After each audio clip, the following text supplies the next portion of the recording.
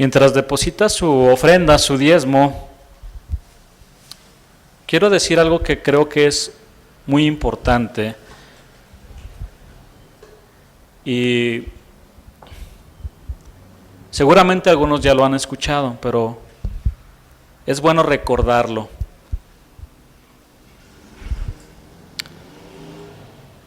Y quizás va a sonar algo fuerte y muy radical,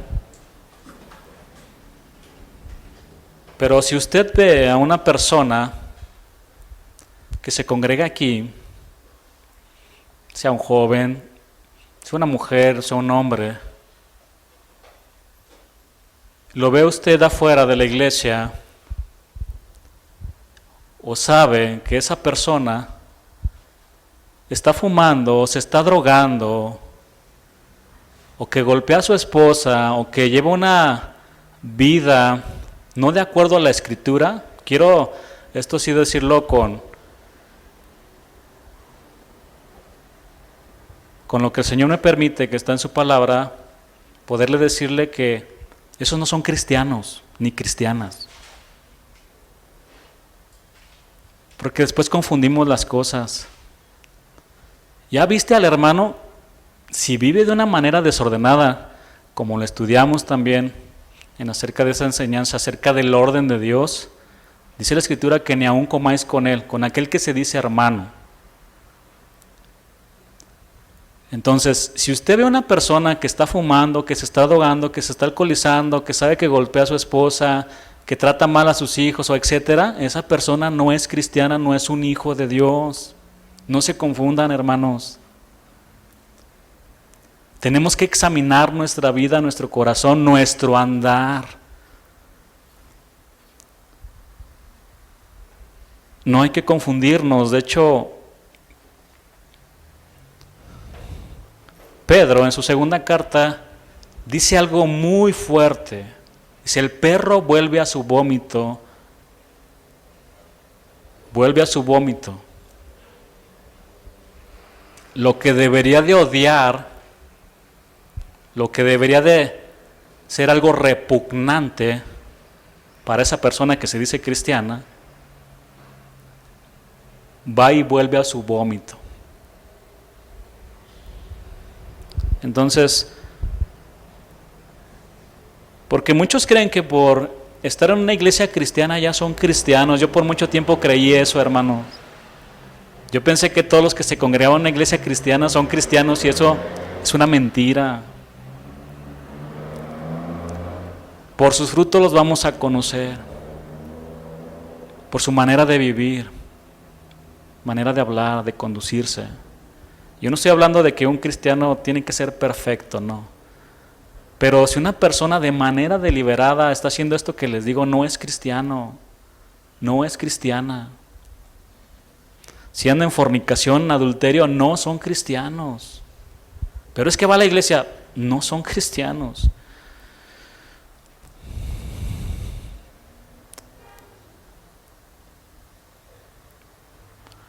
Vamos a la palabra del Señor.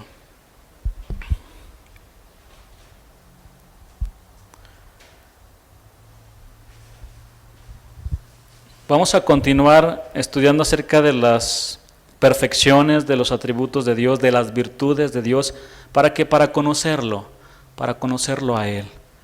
Y el día de hoy vamos a hablar acerca de una virtud muy hermosa de nuestro Dios, que es el consuelo.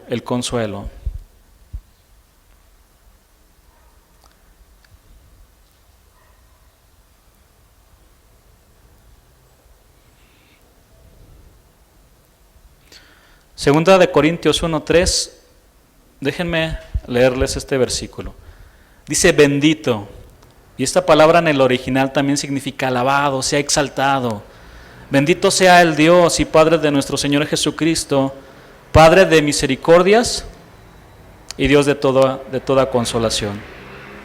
Acompáñame a orar. Señor, ¿cuánto necesitamos escuchar tu voz?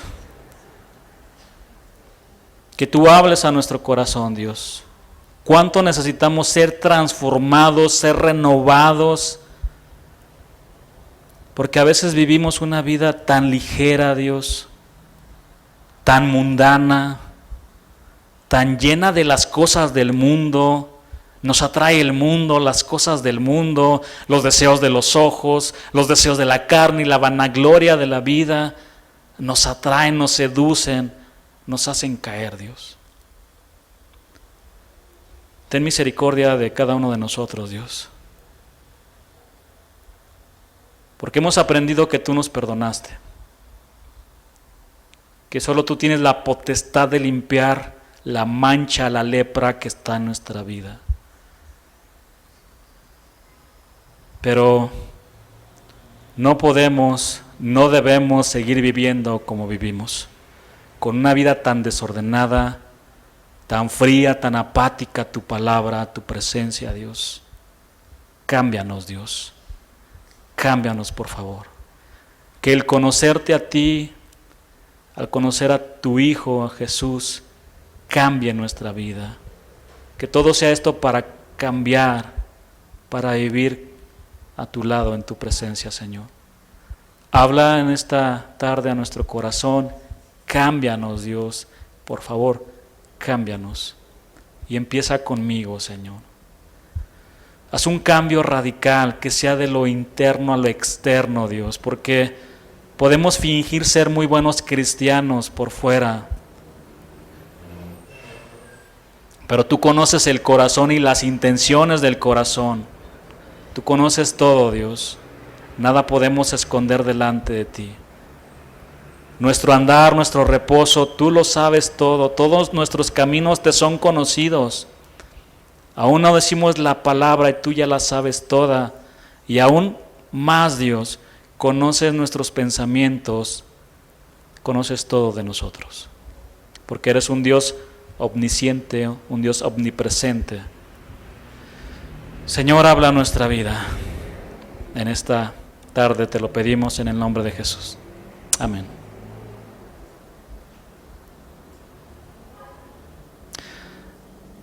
Bendito sea el Dios y Padre de nuestro Señor Jesucristo, Padre de misericordias y Dios de toda consolación. Hermano, nuestro Dios es el Dios de toda consolación. Otra versión dice: bendito sea Dios, Padre de nuestro Señor Jesucristo, Padre misericordioso y Dios que siempre nos da consuelo. Hoy conoceremos al Dios de toda consolación. Veremos esta gran virtud de nuestro amado Dios, de su consuelo. ¿Qué es el consuelo? De acuerdo al diccionario de la lengua española, esta palabra la define como el descanso y alivio de la pena, molestia o fatiga que aflige y oprime el ánimo. La palabra griega para consolación es paraklesi. Es una palabra que está unida o está compuesta por dos palabras: para, que significa al lado, y kaleo, que significa llamar, es decir, llamar al lado. El Dios de toda consolación nos llama a su lado, nos llama a sus brazos para que recibamos consolación. Esta palabra también contiene la idea de dar fuerza, de ayudar y de hacer fuerte. Nuestro Dios es el Dios de toda consolación. Solo Él puede darle un consuelo completo a nuestras almas y aliviarnos de cualquier aflicción, por difícil que sea. Y además nos da fortaleza en los momentos más oscuros de nuestras vidas. El Dios de toda consolación. Bueno, este versículo que leímos describe a Dios como el Padre de misericordias y el Dios de toda consolación. El Dios de la Biblia es el Dios de toda consolación, porque Él es el único que puede consolar nuestras vidas de cualquier tipo de aflicción o tribulación. Para Él, hermanos, no hay ninguna herida del alma que Él no pueda sanar. Él es nuestro Dios que nos da consuelo. ¿Te han corrido del trabajo injustamente? ¿Tu esposo te trata mal? ¿Has perdido a un ser amado? ¿Te han traicionado los que más te aman? ¿Te han abandonado cuando más los necesitas? Bueno, el Dios de toda consolación ha estado ahí para consolarte, aunque no lo sientas, Él ha estado ahí porque Él prometió estar con nosotros todos los días. ¿Hasta cuándo? Hasta el fin, hasta el final de nuestras vidas. Ahora, esta gran virtud de nuestro Dios tiene mucho que ver con sus atributos de omnisciencia y omnipresencia, porque al ser un Dios que todo lo sabe y que está en todo lugar, Él ve y conoce todo lo que has pasado, lo que estás pasando y lo que vas a pasar en tu vida. Esos momentos terribles donde no existe nada ni nadie que pueda consolarte. Bueno, el Dios de toda consolación ha estado ahí ¿para qué? Para tomar tu carga y darle descanso a tu alma. De hecho, Jesús dijo: vengan a mí todos los que estéis trabajados y cargados, y yo os haré descansar. El Dios que todo lo sabe ha contado cada una de las lágrimas que has derramado en los momentos de aflicción. Nada queda desapercibido delante del Señor. Ahora, hay personas que recurren a diferentes alternativas para encontrar consuelo. Unos van a las cantinas, otras buscan consuelo en un hombre, se la pasan de hombre en hombre. Otros encuentran consuelo en venganza, pero lo único que consiguen es arruinar sus vidas, y no solo sus vidas, en muchos casos sus familias completas. Otros piensan que encuentran alivio, que encuentran consuelo al quitarse la vida, y lo único que encontrarán será un lugar oscuro donde hay lamentos y crujir de dientes. Estas son las alternativas, hermanos. Y así están los que no conocen a Dios. Buscan consuelo en todo esto. Pero la Biblia es clara que el único que puede dar un consuelo completo a nuestras vidas es nuestro Dios, el Dios de toda consolación. Él es el único que puede consolar nuestros corazones y llenarlos de su preciosa paz. Vayamos al capítulo 2 de Corintios, donde tomamos nuestro versículo base. Vamos a leer versículo 1 en adelante. 2 de Corintios, capítulo 1, versículo 1. Pablo, apóstol de Jesucristo por la voluntad de Dios, y el hermano Timoteo, a la iglesia de Dios que está en Corinto, con todos los santos que están en toda Acaya. Acaya era una provincia romana. Gracia y paz a vosotros de Dios nuestro Padre y del Señor Jesucristo. Bendito sea el Dios y Padre de nuestro Señor Jesucristo, Padre de misericordias y Dios de toda consolación. Versículo 4. El cual nos consuela, ¿en cuántas?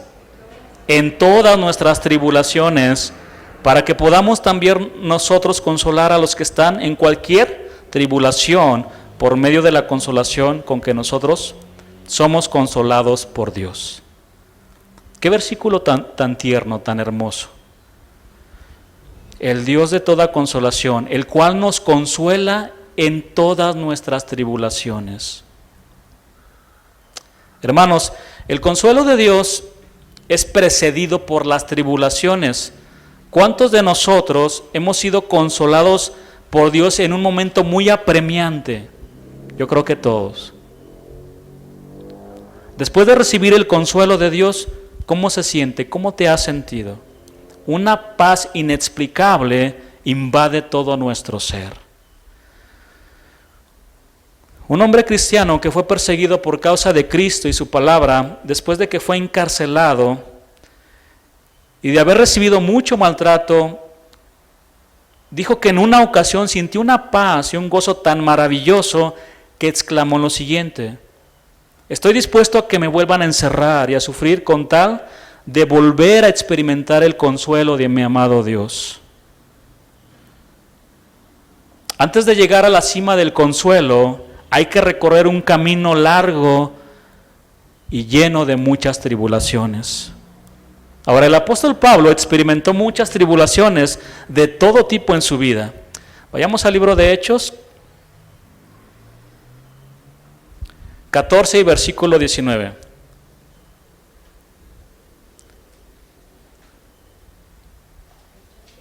Hechos 14, versículo 19. Entonces vinieron unos judíos de Antioquía y de Iconio, que persuadieron, que convencieron a la multitud. ¿Para qué? Para apedrear a Pablo. Y habiendo apedreado a Pablo, le arrastraron fuera de la ciudad, pensando que estaba muerto. Lo dejaron tan mal que pensaban que estaba muerto Pablo. Pero rodeándole, los discípulos se levantó y entró en la ciudad, y al día siguiente salió con Bernabé para Derbe.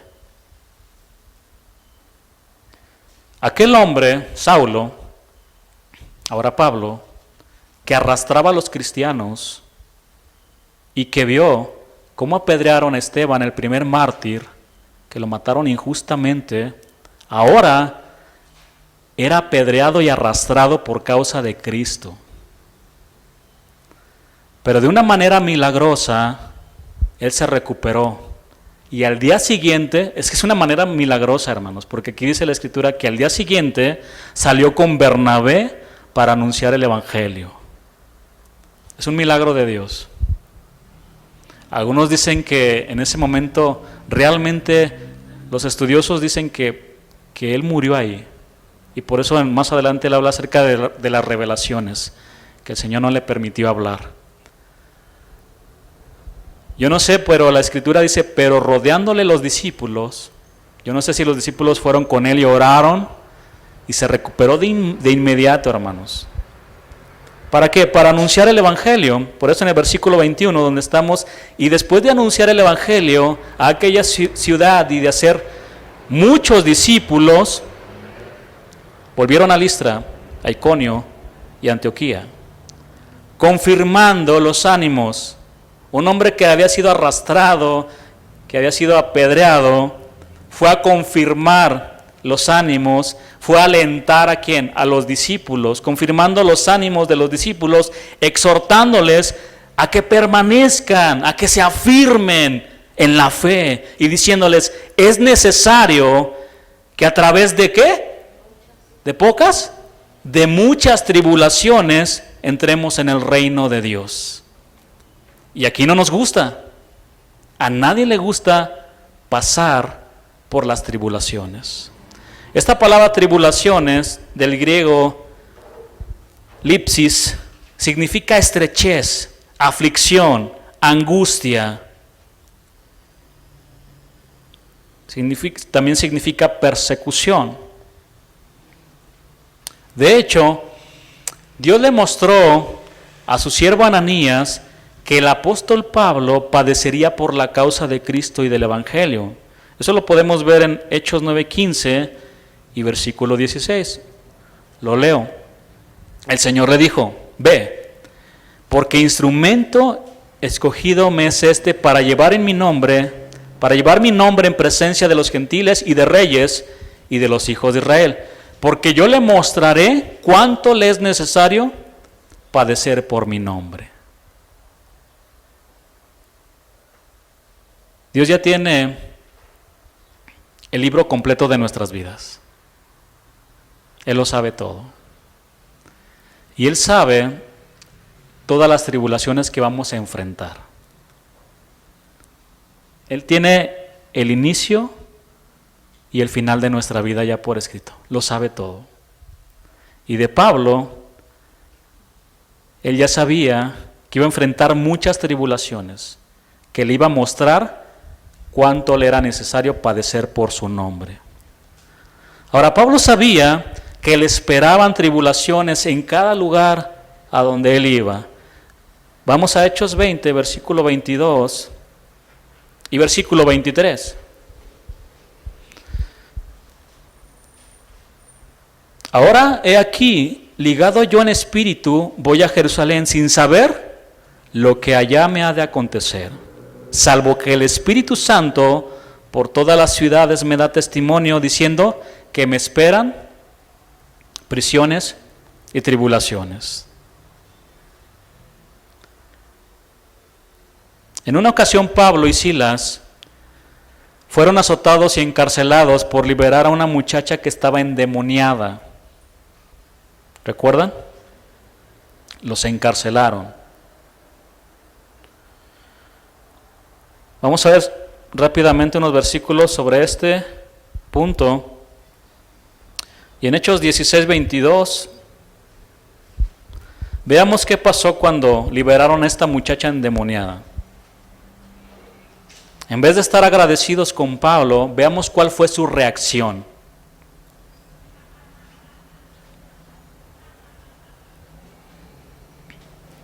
Y se agolpó el pueblo contra ellos, y los magistrados, rasgándoles las ropas, ordenaron azotarles con varas. Versículo 23. Después de haberles azotado mucho, los echaron en la cárcel, mandando al carcelero que los guardase con seguridad. Entonces esta mujer les dejaba ganancia a ciertas personas. Por eso se enojaron contra ellos. Los encarcelaron y ordenaron que les azotaran con varas. Y cuando los azotaban con vara, era tan intenso el dolor cuando los azotaban, que en muchas ocasiones ellos se desmayaban del dolor. La Escritura dice, después de haberles azotado mucho, los echaron en la cárcel. Y el número de azotes que estaba establecido con los judíos era de 40 azotes menos uno. Pero el gobierno romano no tenía ese límite, y se encontraba Pablo en Filipos, en una colonia romana. Lo azotaron mucho. De hecho, en esa cárcel es cuando le escribe la carta a los filipenses: gozaos, alegraos, gócense en el Señor.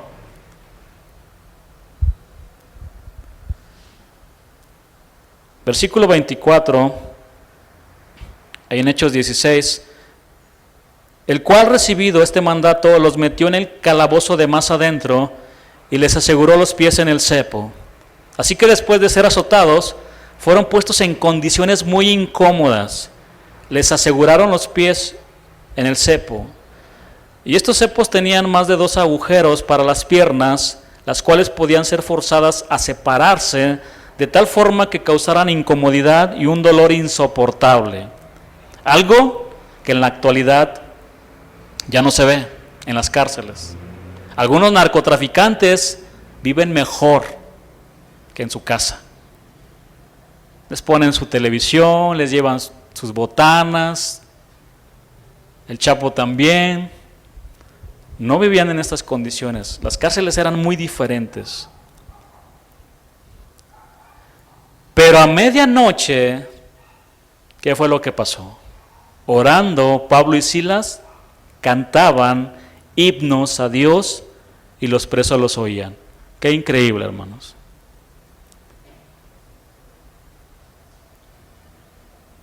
Después de ser azotados, después de ser encarcelados, con todo el dolor, con todo el sufrimiento encima, no se quejaron delante de Dios. Y a nosotros nada más nos prueba en el sentido económico y empezamos a quejarnos.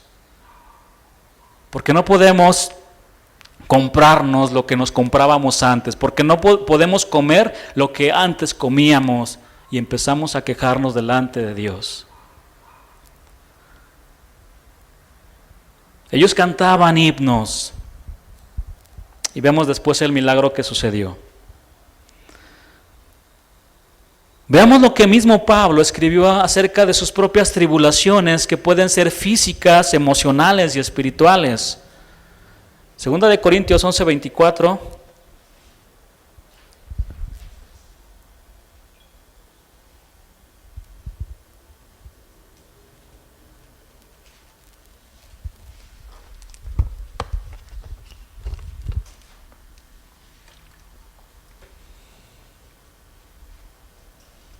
De los judíos, 5 veces he recibido 40 azotes menos uno. Un antiguo escrito judío describe el procedimiento, el método de cómo recibían los azotes en una corte judía. las dos manos de los hombres eran atadas en un poste, luego los desnudaban, les dejaban descubierto su pectoral y sus hombros. Después ponían un bloque o una piedra detrás de él y entonces lo golpeaban con un látigo de piel. Lo azotaban en el pectoral, después en su hombro derecho y después en su hombro izquierdo. Este era el procedimiento de castigo. De los judíos 5 veces he recibido 40 azotes menos uno. Versículo 25, 3 veces he sido azotado con varas, una vez apedreado, 3 veces he padecido naufragio, una noche y un día he estado como náufrago en alta mar, en caminos muchas veces, en peligros de ríos, peligros de ladrones, peligros de los de mi nación, peligros de los gentiles, peligros en la ciudad, peligros en el desierto, peligros en el mar, peligros entre falsos hermanos. Significa que sí hay falsos hermanos, así como hay verdaderos hermanos también. En trabajo y fatiga, en muchos desvelos, en hambre y en sed, en muchos ayunos, en frío y en desnudez. Y además, por si fuera poco, de otras cosas, lo que sobre mí se agolpa cada día, la preocupación por todas las iglesias. Además de estos peligros que Pablo mencionó previamente, vivía cada día con otra carga, con una profunda preocupación por todas las iglesias. Lo que sobre mí se agolpa cada día, esta frase es difícil de describir, pero es como una avalancha que trae una carga tan pesada de problemas que ejerce presión para aplastarte. Por si alguien pensaba que ser pastor era fácil. Una avalancha tan pesada de problemas. Pablo vivió una vida muy difícil como misionero, viajando y predicando el evangelio. Nada que ver con los hombres que el día de hoy se autoproclaman apóstoles, que viven en opulencia y que apenas les llega una tribulación y empiezan a reprender al diablo. Nada que ver, hermanos. Este apóstol, nada que ver. Todas las tribulaciones que experimentó el apóstol Pablo eran para romper a cualquiera, para dejar el ministerio, incluso para morir de un ataque al corazón, porque eran tribulaciones de todo tipo. En Estados Unidos,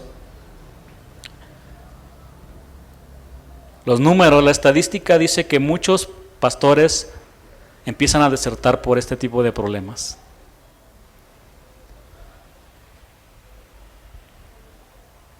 Ahora, una pregunta, hermanos. ¿Por qué el apóstol Pablo pudo soportar todo esto? Porque el Dios de toda consolación lo consolaba y le daba fuerzas para seguir adelante.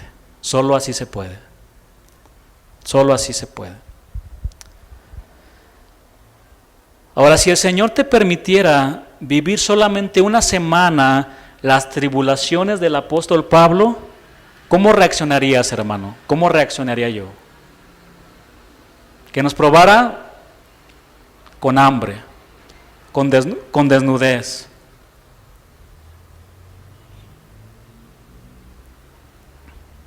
Que nos dieran 30 latigazos o 30 varazos en la espalda.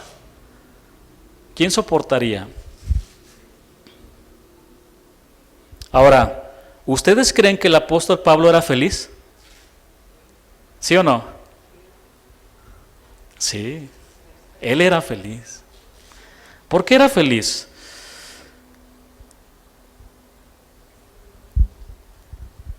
Porque Jesús murió por él. Porque toda la razón de su existencia y de su vida era él. No le importaba nada más. Con Cristo estoy juntamente crucificado y ya no vivo yo, mas vive Cristo en mí. Y lo que ahora vivo en la carne, lo vivo en la fe del Hijo de Dios, el cual me amó y se entregó a sí mismo por mí. Eso lo escribió Pablo.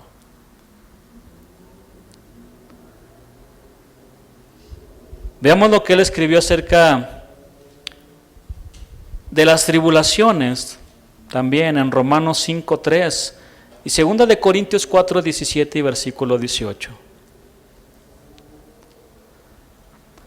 Romanos 5:3 dice, y no solo esto, sino que también nos gloriamos, sino que también nos sentimos felices en las tribulaciones, sabiendo que la tribulación produce paciencia.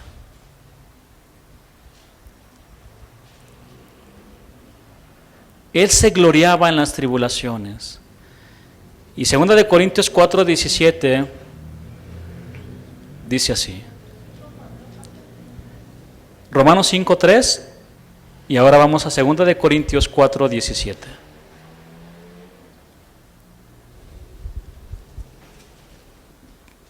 Miren cómo él, de cierta manera, entendía las tribulaciones. Porque esta leve, la palabra en el griego es elafros, que significa ligera o fácil. Vean cómo se expresa de sus tribulaciones. Porque esta leve, está ligera, está muy fácil. Tribulación momentánea, que no va a ser eterna, produce en nosotros un cada vez más excelente y eterno peso de gloria. Pablo miraba como leve las tribulaciones que él enfrentó en su vida, porque sabía que eran pasajeras y que eran nada comparadas con el excelente y eterno peso de gloria. Hermanos, la vida es muy corta, muy corta, por lo cual también las aflicciones son muy cortas. Pero un día estaremos en la gloria con nuestro amado Jesús por la eternidad. ¿Ven? Nada comparado. Ahora, también quiero aclarar que Pablo no disfrutaba del dolor y sufrimiento en todas estas tribulaciones. Más bien, él entendía perfectamente que el sufrimiento que él experimentó no era nada comparado con lo que el Señor Jesús hizo por él en la cruz del Calvario, y que en vez de quejarse por lo que le estaba pasando, él le daba gracias a Dios por todo, y en vez de traer desánimo, él seguía adelante con mucho gozo predicando el Evangelio, con mucho gozo. A pesar de que el apóstol Pablo vivió un sinfín de tribulaciones y de todo tipo, nunca lo vas a ver en sus escritos quejándose, como algunos que apenas Dios los mete poquito en el horno para purificar sus vidas y de inmediato comienzan a quejarse, como el pueblo de Israel. Que tengo sed, que es mejor regresarme, que prefiero los ajos y las cebollas. De todo se quejaba el pueblo de Dios.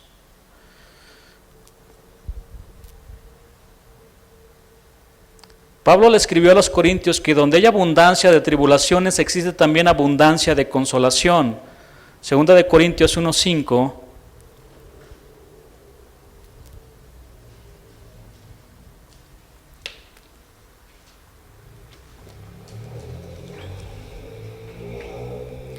Porque de la manera que abundan en nosotros las aflicciones de Cristo, así abunda también por el mismo Cristo nuestra consolación. Así que, mis queridos hermanos, si tú has vivido muchas aflicciones, entonces has recibido muchas consolaciones de parte de Dios. Cristo nunca nos mintió. Él dijo que vendrían aflicciones de todo tipo a nuestras vidas. Eso es lo que dice en Juan 16:33. Estas cosas os he hablado para que en mí, ¿en quién? En Cristo, tengáis paz. En el mundo tendréis aflicción. Y esta palabra en el original significa estar prensado por cualquier tipo de problema. Estar muy prensado. Pero confiad, yo he vencido al mundo. Ahora veamos en la Biblia la historia de una mujer atribulada que se encuentra en el primer libro de Samuel, capítulo 1. La Biblia dice, mientras ustedes buscan en su Biblia, que Elcana tenía dos mujeres. Una se llamaba Ana y la otra Penina. Y con Penina, este hombre había tenido hijos y Ana no había podido darle un hijo. Sin embargo, la Biblia dice que Elcana amaba a Ana y le daba una parte escogida del sacrificio cada vez que iban a ofrecer sacrificio y adorar al Señor. Ahora bien, hermanos, el no tener hijos en aquel tiempo era una afrenta muy dura para las mujeres. Algunos las señalaban y creían que estaban bajo maldición.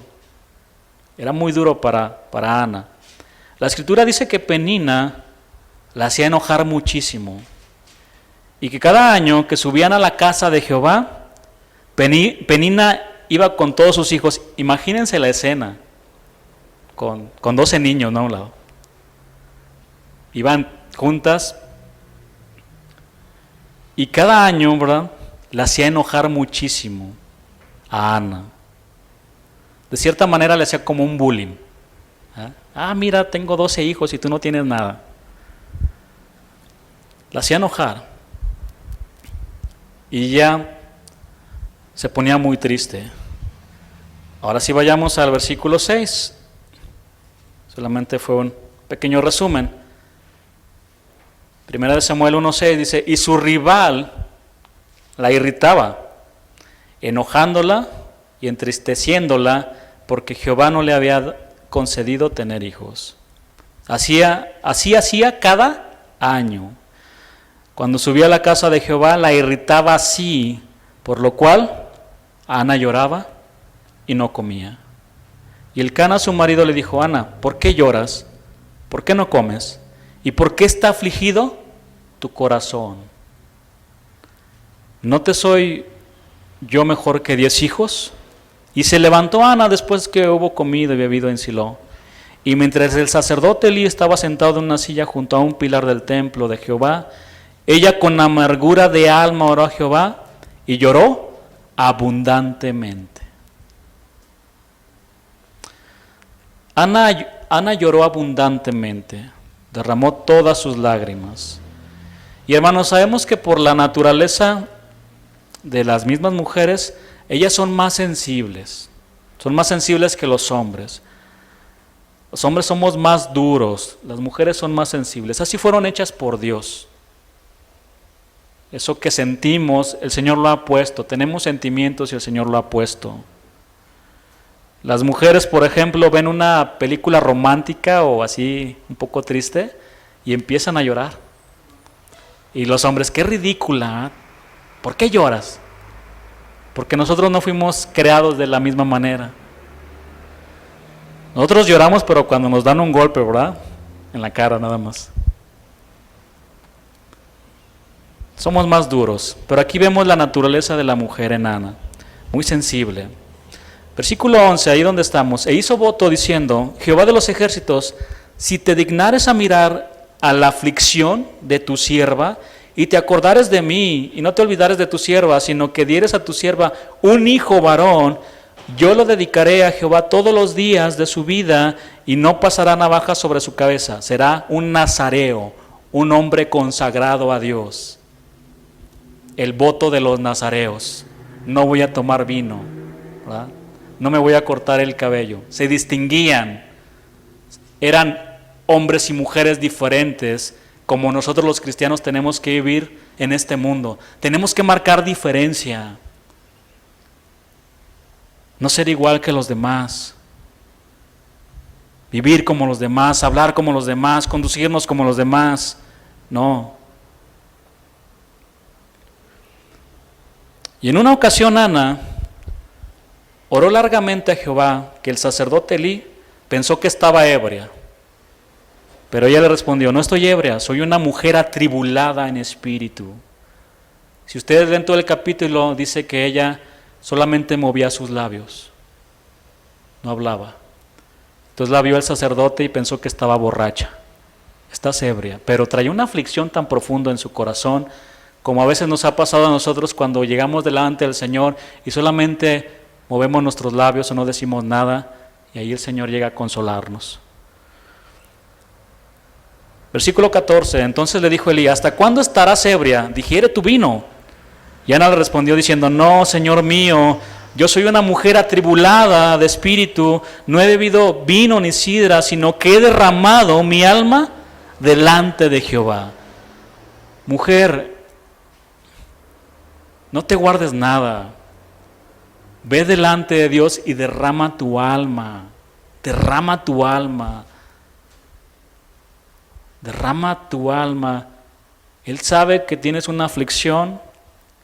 Él sabe que has pasado por muchas tribulaciones, pero ve y derrama tu alma delante del Señor. No te contengas.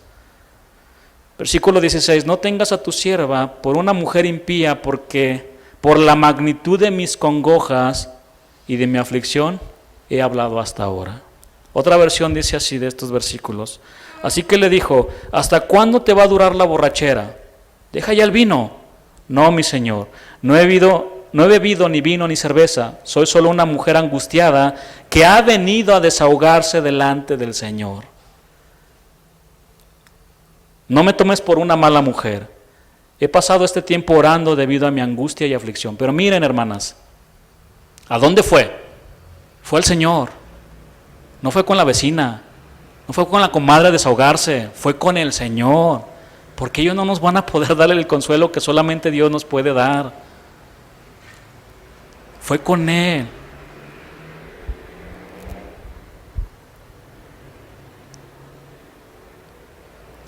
Hermanos, Ana recibió consuelo de parte de Dios cuando oró. Por eso dice en el versículo 18 que ya no estuvo más triste. Y ella dijo, hallé tu sierva gracia delante de tus ojos, y se fue la mujer por su camino y comió, y no estuvo más triste. Se fue la tristeza. Además, Dios le concedió tener a Samuel, un hombre que había sido dedicado a Dios antes de que naciera. Ahora acompáñenme al versículo 26, estamos viendo algunos versículos. Ella dijo, oh Señor mío, vive tu alma, Señor mío, yo soy aquella mujer que estuvo aquí junto a ti, orando a Jehová. Por este niño oraba, y Jehová me dio lo que le pedí. Yo pues lo dedico también a Jehová todos los días que viva, será de Jehová, y adoró allí a Jehová. Pastor, no entiendo a Ana. Primero deseaba con todo su corazón tener un hijo, y ahora la vemos dejando al pequeño Samuel en el templo para siempre. Ana nunca se olvidó de la promesa que le hizo a Dios. Claro que Ana amaba a su pequeño Samuel, pero Dios le había dado consuelo cuando más lo necesitaba. Es increíble esta escena. Yo sé que como padres aman a sus hijos. Es el amor de los padres. ¿Fue fácil para Ana dejar a un niño, a un adolescente? ¿Lo amaba? Claro. Pero ella sabía que solamente Dios podía llenar su vida, que solamente podía consolar su corazón. Y ella estaba contenta. Le hizo una promesa, le dio a Samuel, y de lo recibido de su mano, ella lo volvió a dar a su amado Dios. Bueno, así como Ana, existen muchas mujeres atribuladas fuera y dentro de la iglesia por diferentes causas. En la actualidad, muchas sufren maltrato, son despreciadas, son pisoteadas en su dignidad por hombres sin escrúpulos. Y yo he llegado a la conclusión de que es muy difícil ser mujer. De hecho, yo las admiro en el buen sentido porque son unas guerreras que perseveran a pesar de tener muchas cosas en su contra.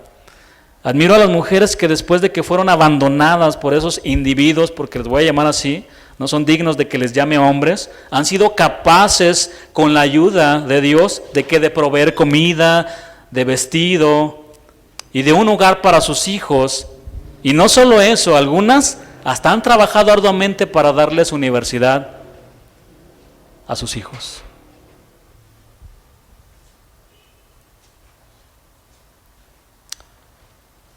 Y quiero decirles el día de hoy a ustedes, mujeres, que nada ha quedado desapercibido delante de Dios. Él ha visto su aflicción. así como vio la aflicción de Ana, y Él ha sido tu consuelo, porque Él es el Dios de toda consolación. Él es el Dios que nos consuela. Ahora, hermanos, ¿por medio de quién nos consuela Dios? Por medio del Espíritu Santo y por medio de su palabra. En el libro de Juan, Cristo nos dejó al Consolador, el Espíritu Santo, y nos prometió que estará con nosotros para siempre. Juan 14, 16.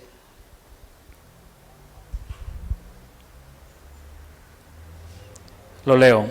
Y yo rogaré al Padre, y os dará otro Consolador, para que esté con vosotros para siempre. Juan 16, versículo 7. Pero yo os digo la verdad, siempre decía la verdad nuestro Señor. Él nunca mintió. Os conviene que yo me vaya, porque si no me fuera, el Consolador no vendría a vosotros, mas si me fuere, os lo enviaré.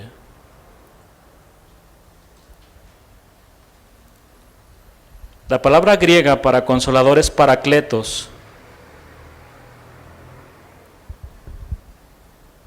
Y significa llamado al lado de. El Espíritu Santo es llamado el parakletos, es decir, aquel que ha sido llamado para estar a nuestro lado, llamado al lado del Espíritu Santo. Cuando el Señor Jesucristo prometió enviar al Espíritu Santo, les dijo a los suyos, no os dejaré huérfanos, vendré a vosotros. Y en Juan 16, 7, les dijo, os conviene que me vaya, porque si no me voy, el Consolador no vendrá a vosotros, pero si me voy, os lo enviaré. Así que el Espíritu Santo es nuestro Consolador, es quien nos ayuda y nos da fuerzas. El Espíritu Santo mitiga nuestro dolor y calma nuestros temores.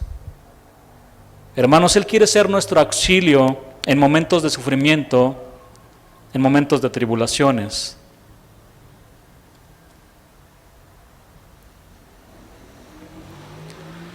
El Señor también nos da consuelo por medio de su palabra. Además del Espíritu Santo, tenemos la palabra de Dios que nos consuela. Por muy bonitas, por muy elocuentes que sean las palabras del hombre, jamás serán capaces de llegar al corazón para dar consuelo. Jamás. Únicamente la palabra de Dios es la que penetra lo más profundo de nuestro ser y conoce perfectamente nuestra necesidad en medio de esa aflicción que estamos enfrentando. Solo la palabra de Dios. Y al conocer esa necesidad, la palabra de Dios es nuestro consuelo. Leo rápidamente otros versículos.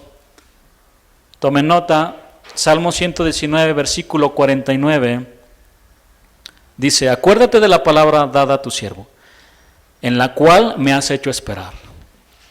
Versículo 50. Ella es mi consuelo en mi aflicción, porque tu dicho me ha vivificado.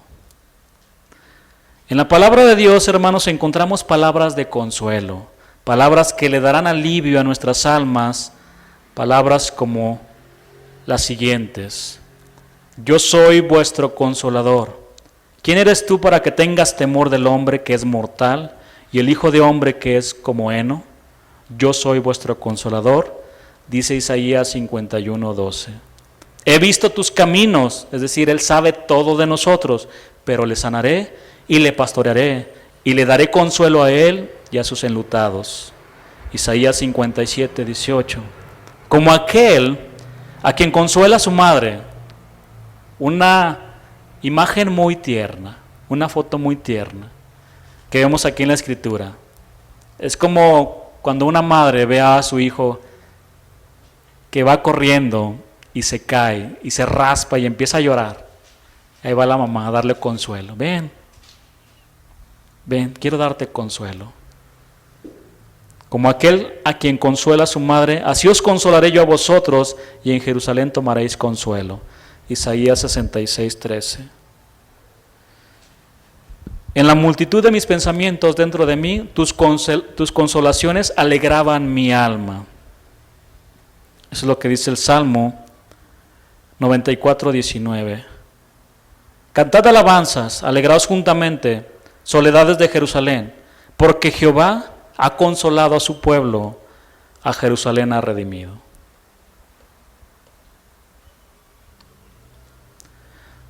Ahora, ¿cuál es el propósito de la aflicción? La aflicción y el consuelo de Dios en nuestras vidas tienen un propósito, el propósito del consuelo y de la aflicción. Consolar a los que están en cualquier tribulación, ese es el propósito. Un gran propósito del consuelo de Dios es habilitarnos para dar consuelo a otros. Vayamos a nuestro capítulo 1 de 2 de Corintios. Y aquí encontramos ese propósito por el cual nosotros somos consolados. Lo leo rápidamente. El cual nos consuela en todas nuestras tribulaciones. ¿Para qué? Para que podamos también nosotros consolar a los que están en cualquier tribulación por medio de la consolación con que nosotros somos consolados por Dios.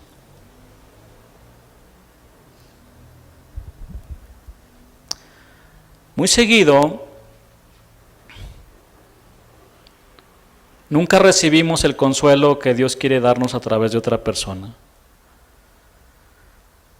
Se cuenta que un pastor, un poco antes de su muerte, se levantó de su cama muy enfermo, se dirigió al púlpito a decirle a los hermanos que había tenido dulces meditaciones sobre la resurrección de Cristo y que Dios le había dado consuelo, que eso lo impulsó a levantarse de la cama porque les quería compartir de ese consuelo que él había recibido. Ese es el propósito cuando nosotros recibimos consuelo, consolar a otros. 2 de Corintios 1:7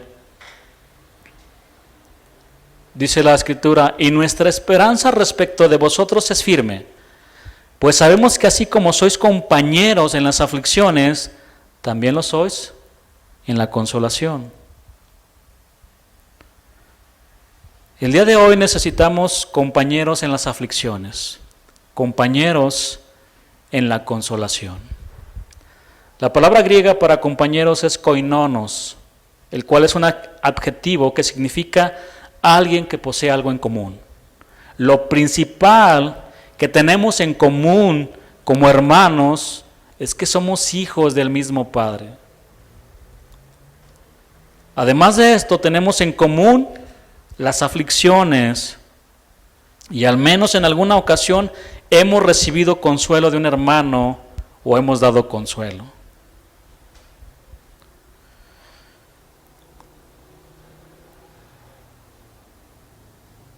Quiero que entiendas lo siguiente.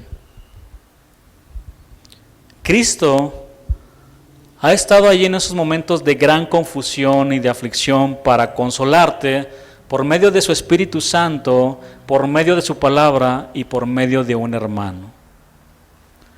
En esos momentos donde solo vemos una cortina pesada de humo negro y no vemos nada, ahí ha estado con nosotros el Dios de toda consolación.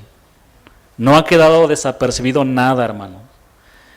Y entiendo que algunos o algunas han pasado por aflicciones muy difíciles, pero Él ha estado ahí para consolar. No nos ha dejado.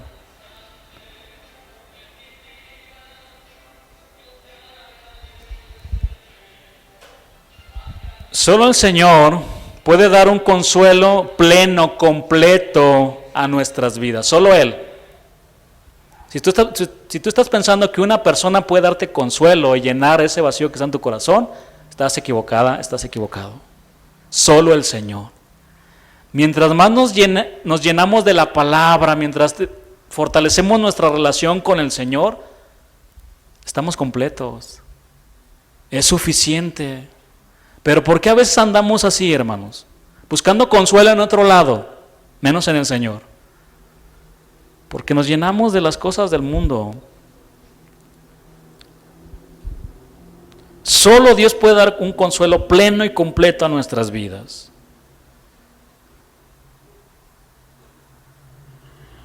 No hay ningún corazón atribulado que Él no pueda consolar.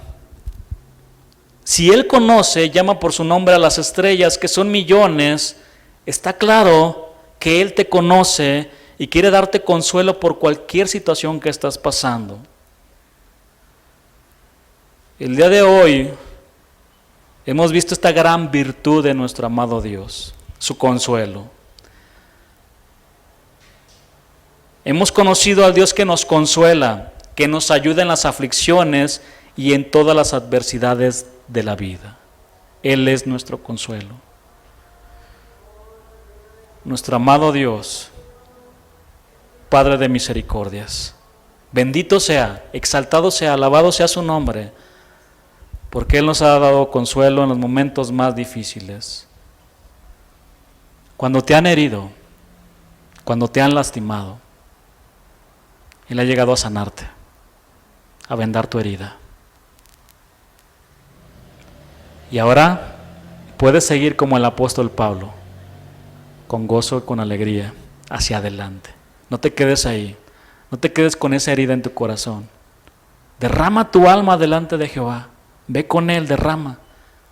Si tienes que llorar, llora delante del Señor.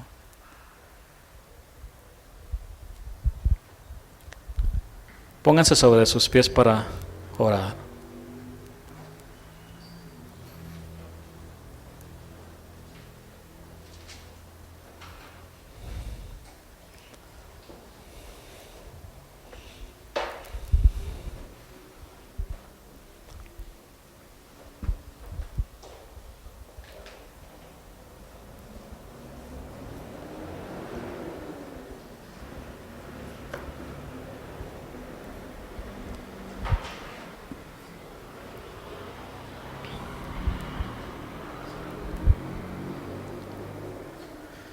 Su palabra siempre nos consuela,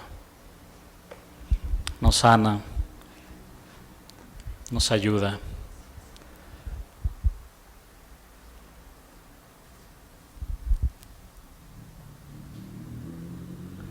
Alivia nuestras almas, refresca, renueva nuestro corazón. Y qué bueno por este Dios de toda consolación, que nos conoce, que nos ama.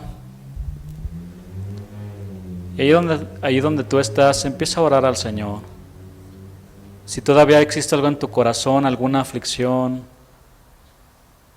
todavía existe algo en tu corazón, ponlo delante del Señor. Así como Ana puso su situación delante del Señor. Era una mujer atribulada, tenía una tristeza muy grande, pero cuando oró a Dios ya no estuvo más triste, porque Dios llenaba su vida, era todo para ella. Amaba más a Dios que a su hijo Samuel.